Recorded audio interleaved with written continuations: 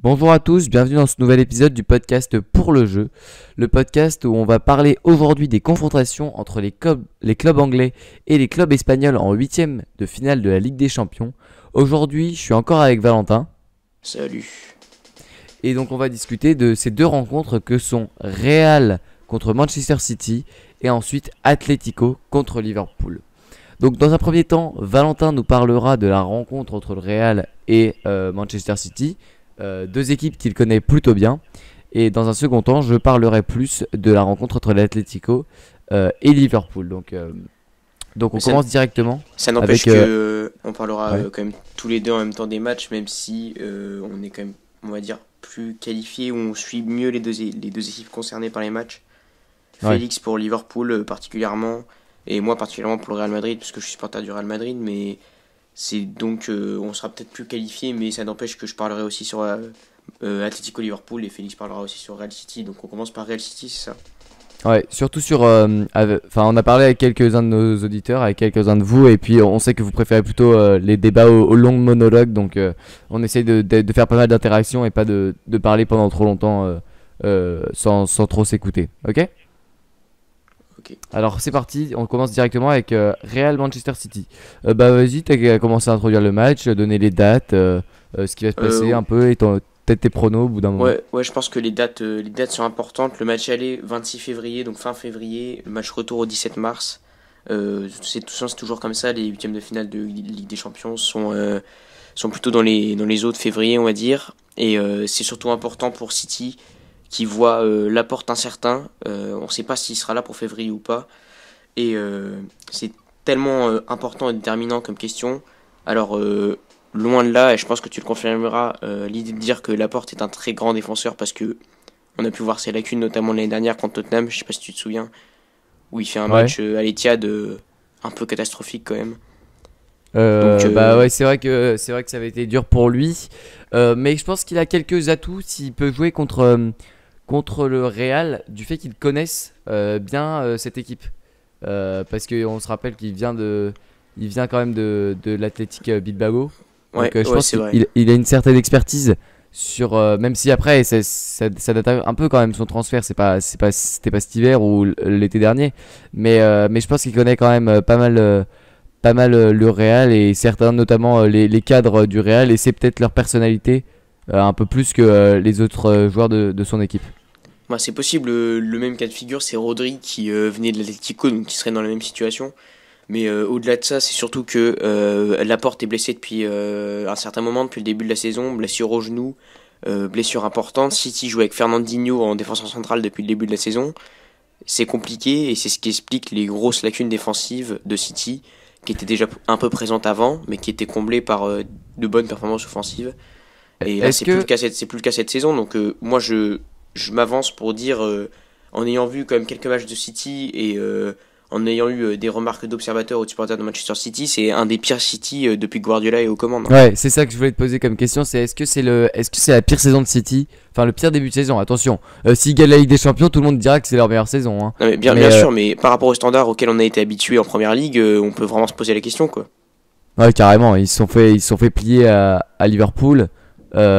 Ils démarrent sur un rythme bien moins fort que les autres saisons, que les habitudes qu'on a eues au cours Ouais, des, ouais, des autres c'est ça. saisons. Et puis au niveau de la Ligue des Champions, donc qui sera là en question, là, c'est un match de Ligue des Champions. Est-ce que on peut aussi se poser la question de est-ce que City est vraiment un club fait pour cette compétition? Il y a tellement eu d'échecs. C'est presque comme le PSG qui à chaque fois chute un peu, dramatiquement. C'est toujours un peu la même chose avec City aussi. Ouais, mais City, faut quand même nuancer. C'est sûr que c'est pas une équipe qu'on a vue très performante, notamment par peut-être, je dirais pas un manque de caractère, mais quand même un peu fébrile mentalement, notamment dans les temps faibles, où ça a tendance à encaisser beaucoup de buts dans les temps faibles. Là, je fais aussi une petite dédicace entre guillemets au Paris Saint-Germain. Mais voilà, c'est sûr que City est pas une équipe réputée pour être la meilleure sur les confrontations comme ça.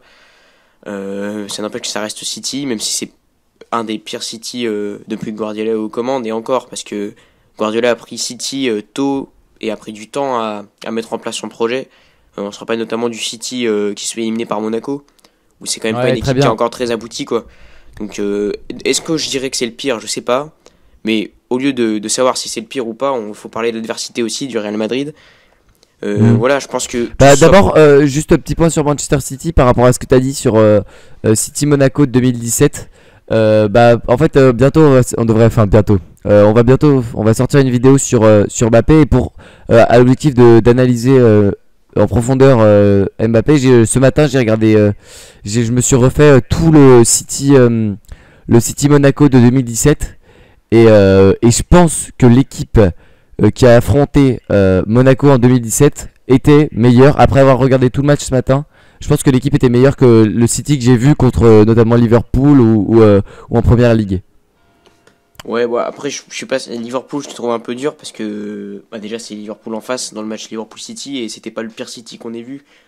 C'est vrai. Je trouve un peu dur, mais il y a quand même des City beaucoup plus pauvres cette année. Je pense par exemple un des matchs, j'avais vu ce match-là, c'était City à l'Etihad contre Wolverhampton où ils perdent 2-0 là. Ouais, ils perdent 2-0, ils prennent un but à la dernière minute parce qu'ils étaient tous en attaque. J'ai vu ce match aussi. Voilà, et collectivement, j'avais rarement vu ça d'un City de Guardiola, quoi. C'était pauvre, vraiment très pauvre, quoi. Donc, en fait, on avait l'impression que c'était un problème très grave parce que c'était l'épuisement d'un style de jeu. Ils ne trouvaient plus la solution. C'était pas un problème de finition, tu vois, un truc qu'on peut se dire, ça peut être réglé à l'entraînement. C'est un problème beaucoup plus grave de philosophie de jeu. Est-ce que tu vois un peu ce que je veux dire? Ouais, du manque à se renouveler offensivement, à trouver de nouvelles solutions. Moi, je pense d'ailleurs, pour moi, le Roi Sané a des points auxquels il pourrait s'améliorer. Il a fait les croisés pendant la préparation, donc il sera pas là pendant la saison du tout. Il a pas pu être utilisé du tout. Et moi, il y a plusieurs matchs où je voyais le Roi Sané faire des grosses différences quand même, parce que voilà, moi je trouvais qu'il arrivait à débloquer des situations et j'ai pas peur de faire un lien entre le manque parfois de solutions, le manque de solutions offensives et l'absence de Leroy Sané. Ouais, voilà, c'est ça, c'est ce que je voulais dire. Parce que voilà, le Leroy Sané, comme j'ai dit, a des failles, mais c'est peut-être dû aussi à son absence que c'est plus compliqué. Et donc, tout ce qu'on vient de dire sur City, c'est-à-dire une saison un peu moins bien que les autres, des grosses défaillances défensives et une aspiration offensive moins bonne que les autres années, ça nous fait dire que c'est une des années où City est le plus prenable pour le Real Madrid. Ah, carrément. Mais le Real Madrid ressort d'une année de transition où ça a été compliqué.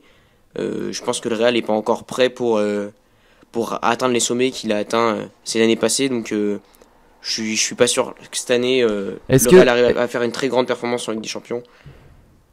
Ouais, après, s'ils arrivent à sortir City, ça va leur donner une telle confiance que je pense qu'ils iront plus loin dans la compétition, ils iront assez loin dans la compétition. Mais c'est vraiment quand même une barrière psychologique aussi de battre City, qui est une équipe très solide dans l'histoire de la... quand tu regardes les matchs de City, dans la tête des joueurs du Real, je pense qu'ils se disent que City est quand même une équipe très solide et que si ça va être dur de les battre, tu vois. Ah bah c'est sûr, je pense que c'est pas parce que leur saison est un peu moins bien cette année que ça fait pas peur aux joueurs du Real. Enfin, quand tu tires City, t'as peur dans tous les cas. Hein. Rien que pour les individualités, t'as peur. Hein. Est-ce que toi t'en penses quoi du côté du début de saison du Real? Tu penses qu'ils peuvent réussir à aller chercher ce City-là au vu du niveau de jeu proposé depuis le début de saison? Je pense qu'il faut déjà mettre en relief, parce que c'était un début de saison en demi-teinte. Il y a le Real Madrid qui perd 3-0 au Parc, et il y a le Real qui fait 2-2 à Bernabéu. C'est-à-dire que entre ces deux matchs-là, il y a eu beaucoup de changements. Et je pense que tu as vu le match Real PSG. Très honnêtement, si Real gagne, ça étonne personne, quoi. Parce que dans la physionomie du match, c'est plutôt le Real qui a craqué. Et c'est justement un point où le PSG qui a craqué, tu veux dire? Non, mais le Real dans les dernières minutes. Oui. Ok, ouais, pardon. Donc ça c'est pareil, c'est un point où on a parlé avec City, on pourrait rejoindre. C'est que le Real dans les temps faibles aussi, ça a tendance à encaisser pas mal de buts. Même si la défense est quand même beaucoup mieux cette saison que l'année dernière où c'était vraiment catastrophique. Donc cette saison la défense est un peu mieux, dans le jeu c'est vraiment bien. Il y a franchement du mieux. Zidane a montré que tactiquement il y avait quand même des ressources, même si on le critique un peu en tant que coach. on valorise plus son côté manager que son aspect tactique où beaucoup d'observateurs ont des doutes. Ouais. Il a montré il a montré une certaine flexibilité. Voilà, moi je trouve que Zidane fait quand même un bon travail et il y a des individualités qui sont en éclosion et qui font même oublier la non-arrivée de Pogba. Je pense à Valverde, qui a d'ailleurs été reconnu par les socios du Real Madrid comme le meilleur joueur du Real en ce début de saison. Donc c'est pas pour rien, il est vraiment excellent, il est primordial. Benzema marche sur l'eau aussi. Moi ce que je remarquerais, c'est que le défaut du Real Madrid de jouer avec un faux neuf comme Benzema, c'est qu'il manque quelqu'un à la finition, quoi. Il manque quelqu'un en profondeur, il manque quelqu'un pour mettre le dernier ballon au fond, et on l'a vu contre le Classico, où Ouais, c'est vrai. le Real Madrid fait vraiment un très bon match avec ballon, mais il manque le dernier relais, quoi.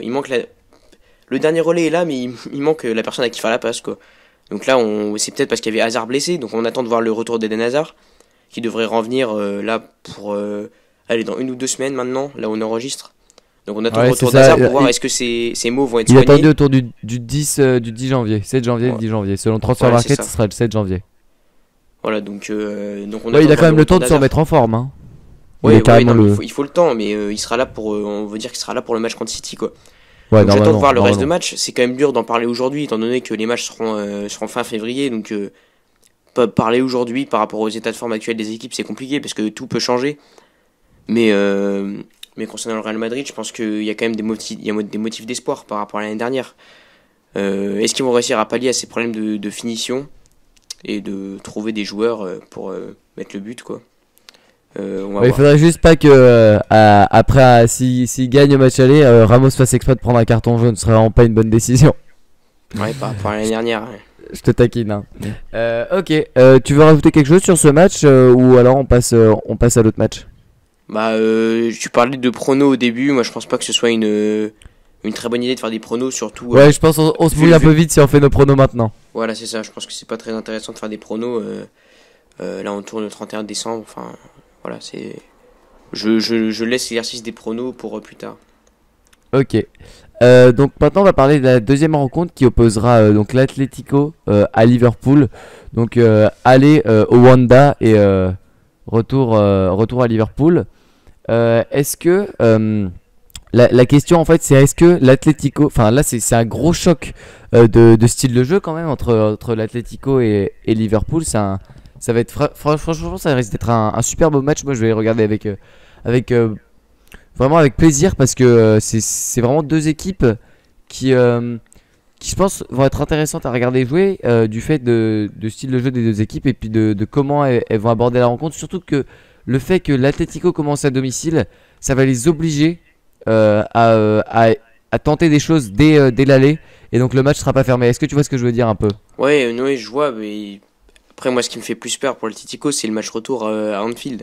Ouais, c'est Et ça en on sait fait. que peu d'équipes résistent à Liverpool à Anfield, surtout si Liverpool a un score à rattraper, mais Ouais, aller à au-delà. Anfield ou au Camp Nou en Ligue des Champions au match retour, c'est quasiment impassable. Ouais, voilà, c'est ça. Mais par rapport à ce que tu disais, c'est sûr que tactiquement, ça a été intéressant à observer. Mais pour quelqu'un qui veut plus se régaler, je suis pas sûr que ce soit le meilleur match parce que j'ai pas trop envie de faire de promesses quant au nombre de buts ou quant au spectacle offensif auquel on va avoir affaire parce que euh, l'issue la plus probable serait un match fermé. Peut-être un peu moins pour le match retour, mais du moins pour le match aller parce que Ouais. faut quand même pas sous-estimer la défense de Liverpool. Et quand on voit l'attaque de l'Atlético, c'est quand même à mon avis dur de faire chavirer Diego Liverpool, Costa sera, même si, même Diego s'ils sont à Costa l'extérieur. sera probablement pas là. Diego Costa pas là, ok.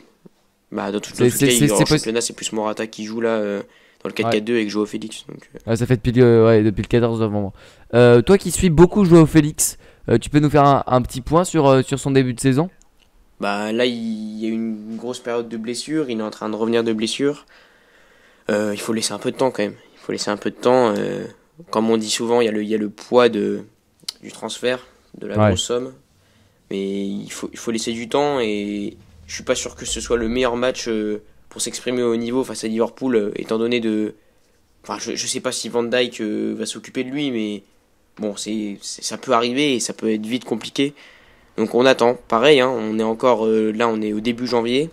Il reste un mois à Joao Félix pour montrer en championnat, même un peu plus d'un mois. Donc on va voir, c'est un peu mitigé pour l'instant pour Joao Félix. En plus, il y a eu la blessure, mais je doute pas des qualités du joueur. En tout cas.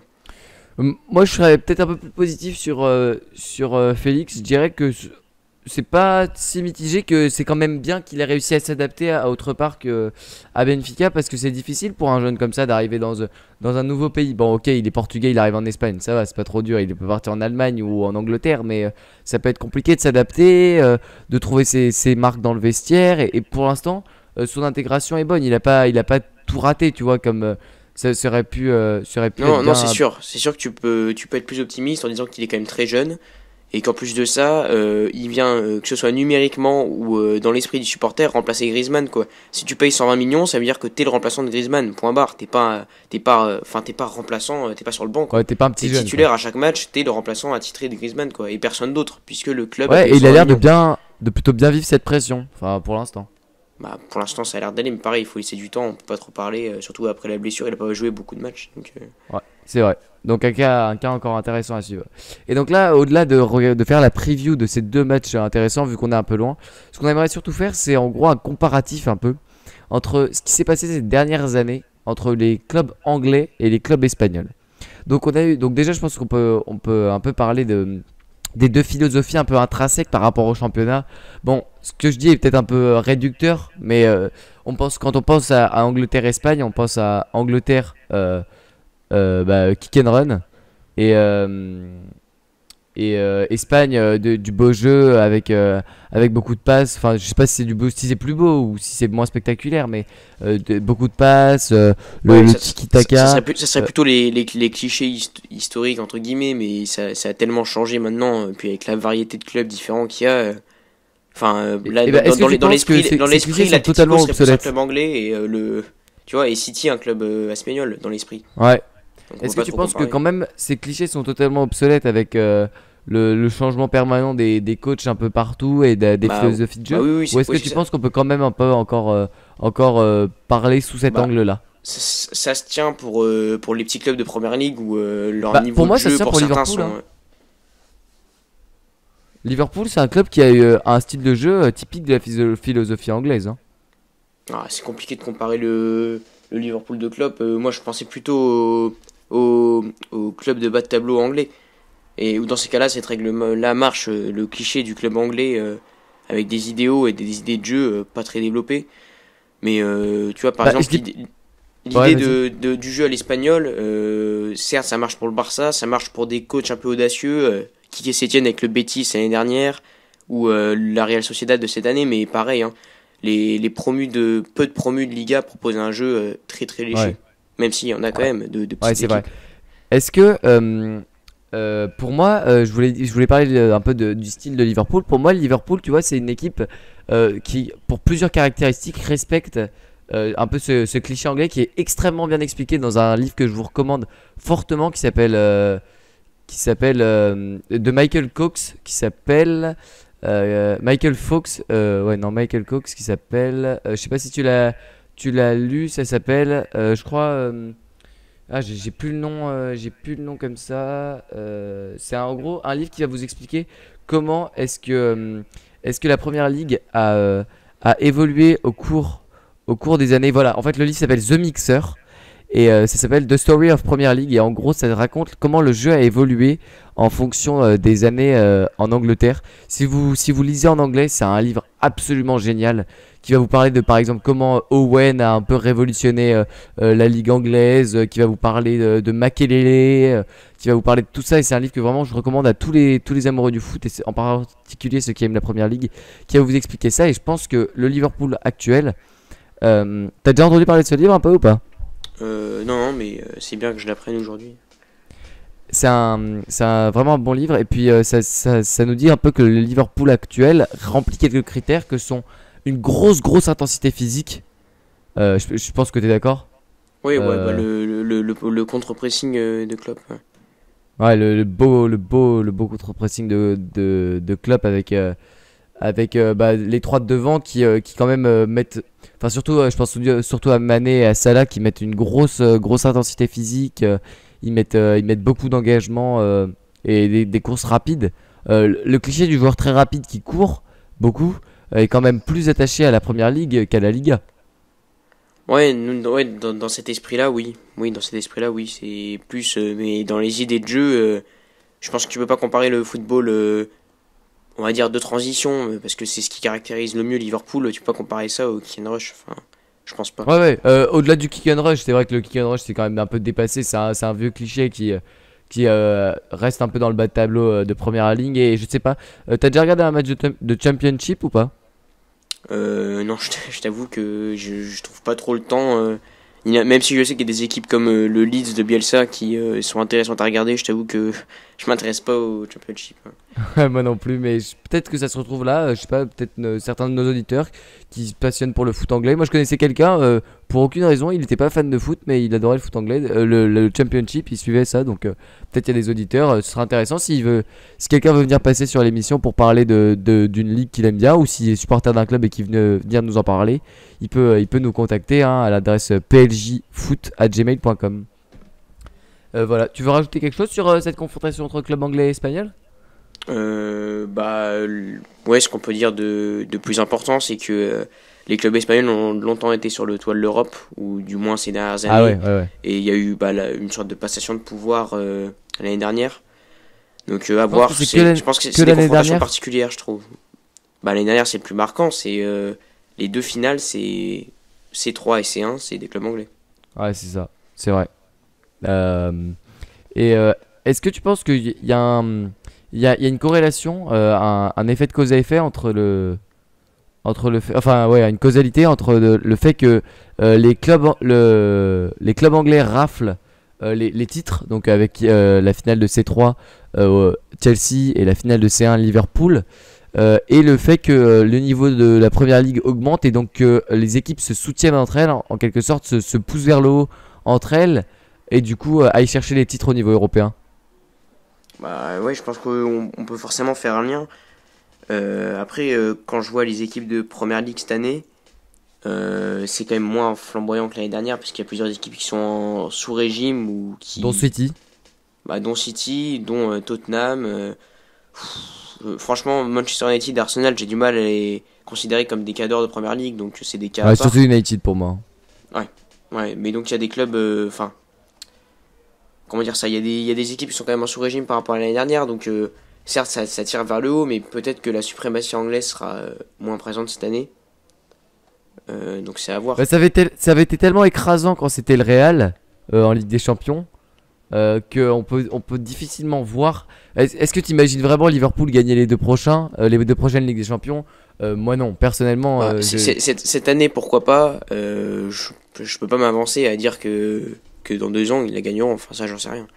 Ouais, c'est vrai que c'est dur de se projeter, mais la suprématie était tellement grande du côté du Real qu'on se demande si ça va être aussi total de la part des clubs anglais. Et je pense que ça va être intéressant à suivre parce que c'est véritablement un gros changement dans le foot actuel. Et il va aussi y avoir des répercussions au niveau des équipes nationales, je pense, en vue de l'Euro 2020 notamment. Je sais pas ce que t'en penses. Tu penses à quoi? Tu penses à l'éclosion de plusieurs joueurs anglais, par exemple? Moi, je Ouais, pense à par ça, vu qu'on exemple, parlait de bah, l'Angleterre. hier Quand je vois on a parlé de Sancho. Ouais, non, quand je vois la sélection anglaise, franchement, l'attaque Sancho, Kane, Sterling, avec Trent à droite par exemple, Maguire qui est quand même qui a fait des plutôt bonnes performances avec l'Angleterre. Non, il y a quand même de la matière dans l'effectif et des joueurs qui sont en train d'éclore, comme Trent. Donc ouais, c'est à voir pour l'Angleterre, hein. C'est une Ouais, je pense nation que à c'est surveiller une aussi. sélection à suivre. On se rappelle qu'à l'Euro 2020, ils étaient allés ils s'étaient fait sortir par la Croatie, hein. À la Coupe du Monde 2000, pardon, à la Coupe du Monde 2018, ils s'étaient fait sortir par la Croatie. Donc à voir ce qu'ils vont faire pendant l'Euro 2020. Et il me semble ouais, en petite finale, ils avaient perdu face à la Belgique, qui s'était fait sortir par la France évidemment en C'est ça. demi-finale. Voilà. Bah, tu veux dire quelque chose encore? Non, non, c'est bon, c'est bon. Ok, bah merci à tous de nous avoir écoutés. Donc vous pouvez nous retrouver sur notre site internet pourlejeu.fr et sur Instagram pour-le-jeu. Merci de nous avoir écoutés et à très bientôt sur Pour le jeu.